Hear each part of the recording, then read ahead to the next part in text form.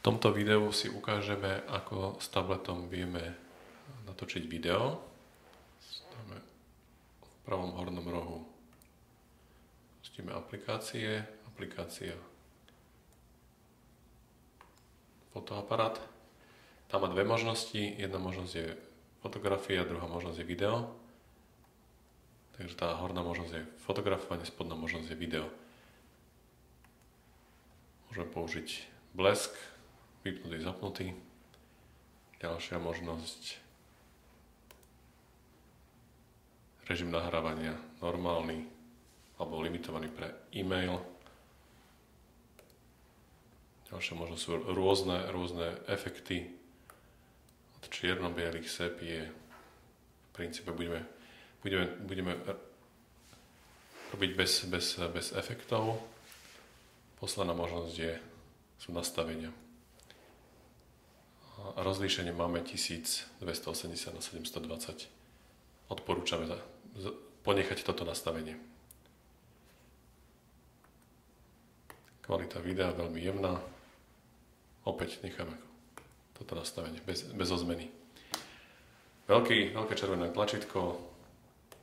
Spustenie nahrávania. Nahrávanie môžeme kedykoľvek zapauzovať a opäť pokračovať v tom istom súbore. Alebo môžeme nahrávanie ukončiť.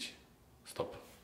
Piktogramy sú rovnaké ako na väčšine ovládačov ďalkových ovládaní. V pravom spodnom rohu potom vidíme súbor, ktorý sme nahrali. Tak to spustíme. Tam teraz budem sám seba počuť.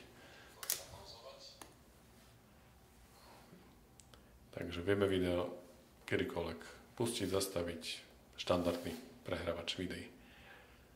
Keďže máme tablet položený na stole, tak v podstate sme natočili akurát stôl, takže v našom prípade sa jedná o veľmi amatérske video, nepoužiteľné pre aktivity v projekte.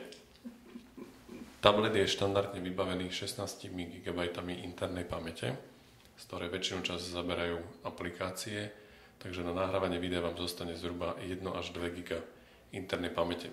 Kolega teraz ukazuje na spodu dva údaje, ktoré vidíme. To je celkový čas nahrávania, údaj vpravo a zostávajúca kapacita internej pamäte tabletu, to je údaj vľavo. To znamená, že presne ako beží nahrávanie, tak vidíme, že sa zmenšuje voľná kapacita pamäte. Možnosťou je rozšíriť pamäť tabletu microSD kartou. Tá nie je súčasťou dodávky k tabletu.